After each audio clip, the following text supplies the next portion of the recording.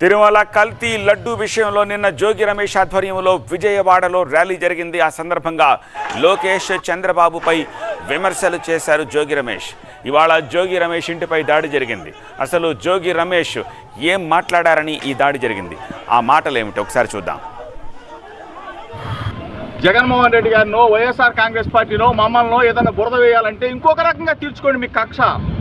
అంతేగాని పవిత్రమైన వెంకటేశ్వర సన్నిధిని అపవిత్రం చేసిన ఈ దుర్మార్గుల్ని రేపు రాబోయే రోజుల్లో దేవుడు క్షమించడు.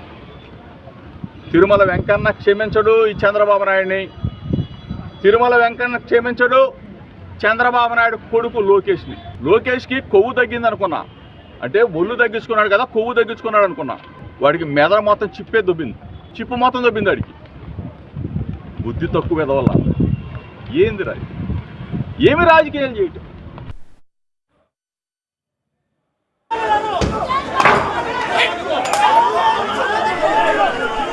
ఈ వ్యాఖ్యలే టీడీపీ కార్యకర్తల ఆగ్రహానికి కారణమయ్యాయి. ఈ వ్యాఖ్యల కారణంగానే జోగి రమేష్ నివాసంపైకి టీడీపీ కార్యకర్తలు పెద్ద ఎత్తున వచ్చి ఆయన ఇంటిని ధ్వంసం చేశారు. అయితే విషయం ముందుగానే తెలుసుకున్న జోగి తాను పోలీసులను ముందే హెచ్చరించినట్టు చెప్పారు. పోలీసులు అప్పటికే నిజానికి ఒక రోప్ పార్టీ పెట్టుకుని అక్కడ ఉన్నారు, కానీ కార్యకర్తల్ని అదుపు చేయలేని సిచ్యువేషన్, దాంతో దాడి జరిగింది. ఒకసారి ప్రస్తుతం జోగి నివాసం దగ్గర ఏం జరుగుతోంది, మా ప్రతినిధి శివకుమార్ జోగి నివాసం లోపలే ఉన్నారు. శివకుమార్, ఏం జరుగుతోంది? సిచ్యువేషన్ కంట్రోల్లోకి వచ్చిందా? మీరు లోపలే ఉన్నట్టున్నారు, ఒకసారి మొత్తం అంతా ఎక్స్ప్లెయిన్ చేయండి.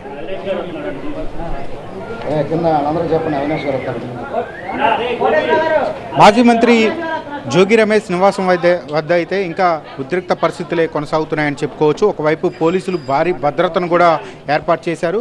భారీ సంఖ్యలో టీడీపీ కార్యకర్తలందరూ కూడా జోగి రమేష్ నివాసానికి చేరుకొని ఒక్కసారిగా దాడికి ప్రయత్నించినప్పటికీ కూడా పోలీసులు వారిని కంట్రోల్ చేసే ప్రయత్నం చేసినప్పటికీ కూడా వారు ఒక్కసారిగా ఇంటి మీదకు పెట్రోల్ బాంబులతో కర్రలతో దాడి చేయడంతో ఇల్లు మొత్తం కూడా పూర్తిగా ధ్వంసమైనటువంటి పరిస్థితి. ప్రస్తుతం మనం TV9 స్క్రీన్ మీద కూడా ఇంటి పరిస్థితి ఏ విధంగా ఉందో కూడా ప్రస్తుతం మనం విజువల్స్లో చూడొచ్చు.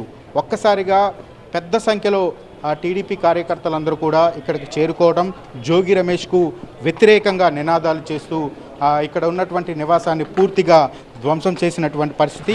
ప్రస్తుతం మనం ఆయన నివాసాన్ని కూడా చూస్తూ ఉన్నాం. జోగి రమేష్ ఉండేటువంటి ఈ నివాసం మొత్తం కూడా పూర్తిగా ధ్వంసమైనటువంటి పరిస్థితి. ఒక్కసారిగా రాళ్లతో కర్రలతో పెట్రోల్ బాంబులతో ఇక్కడికి వచ్చి ఇంటికి కూడా నిప్పు పెట్టినటువంటి పరిస్థితి. ఆ సమయంలో ఇక్కడ నిప్పు పెట్టిన సమయంలో పూర్తిగా ధ్వంసమైపోయి ఇవన్నీ కూడా పూర్తిగా కాలిపోయినటువంటి దృశ్యాలు అయితే ఇక్కడ చూడొచ్చు. ఇక్కడ ఉన్నటువంటి ఫర్నిచర్ కావచ్చు, చైర్స్ కావచ్చు, అన్నీ కూడా పూర్తిగా కాలిపోయినటువంటి పరిస్థితి. ఇది ప్రస్తుతం మనం డోర్ను కూడా చూడవచ్చు. ఇంట్లోకి వెళ్ళేటువంటి ప్రధానమైనటువంటి ఈ డోరు పూర్తిగా కూడా కాలిపోయినటువంటి పరిస్థితి. లోపల ఉన్నటువంటి ఫర్నిచర్ కూడా కొంత ధ్వంసమైందని చెప్పని చెప్తూ ఉన్నారు. ప్రస్తుతం అసలు ఇంట్లో ఎలాంటి సిచ్యువేషన్ ఉందో కూడా చూడొచ్చు. అయితే టీడీపీ కార్యకర్తలు దాడికి వచ్చిన సమయంలో కుటుంబ సభ్యులు కూడా ఇంట్లోనే ఉన్నారు. కానీ ఇక్కడ ఉన్నటువంటి కార్యాలయం సిబ్బంది కావచ్చు, వీరందరూ కూడా ఇంట్లో కుటుంబ సభ్యులందరినీ కూడా రక్షించే ప్రయత్నం అయితే చేశారు. దీంతో కొంత ప్రాణాపాయం తప్పిందని కూడా చెప్పుకోవచ్చు. పోలీసులు కూడా భారీగా ఇక్కడికి చేరుకొని ఇక్కడికి వచ్చినటువంటి టీడీపీ కార్యకర్తలందరినీ కూడా చెదరకొట్టి ప్రస్తుతం అయితే ఇక్కడి నుంచి పంపించినటువంటి పరిస్థితి. దీంతో వైసీపీ కార్యకర్తలు జోగి రమేష్ నివాసానికి చేరుకొని టీడీపీ కార్యకర్తల మీద చర్యలు తీసుకోవాలని చెప్పని కూడా డిమాండ్ చేస్తూ ఉన్నారు. ప్రత్యక్ష సాక్షులు ఉన్నారు, ఇక్కడ కొంతమంది సిబ్బంది కూడా ఉన్నారు, వారితో మాట్లాడించే ప్రయత్నం చేద్దాం. ఏమంటే అసలు ఏ టైంలో జరిగింది, అసలు ఎవరు ఈ దాడి చేశారు? సార్, మార్నింగు 10:30-11 గంటల సమయంలో మాకు సమాచారం అందిందండి. చూచాయిగా వాళ్ళ దాడికి ఏదో ప్రయత్నిస్తారు, జాగ్రత్తగా ఉండండి అని. దాని మీద వెంటనే మేము మా నాయకుడు తమ్మలంపల్లిలో చంద్రబాబు నాయుడు పెట్టిన అక్రమ కేసు ములకల చెరువుకి ఆ అక్రమ కేసు వాయిదా ఉంటే అక్కడికి ఆయన బయలుదేరి వెళ్ళారు. ఈరోజు అక్కడ స్టే చేసి రేపు పొద్దున వాయిదాకి అటెండ్ అవుదామనే ఉద్దేశంతో ఆయన వెళ్తుంటే ఈ సమాచారం ఆయనకు తెలియజేశాం. ఆయన వెంటనే ఏసీపీ గారికి, డీసీపీ గారికి, సిఐ గారికి అందరికి కూడా ఇంటిమేట్ చేశారండి.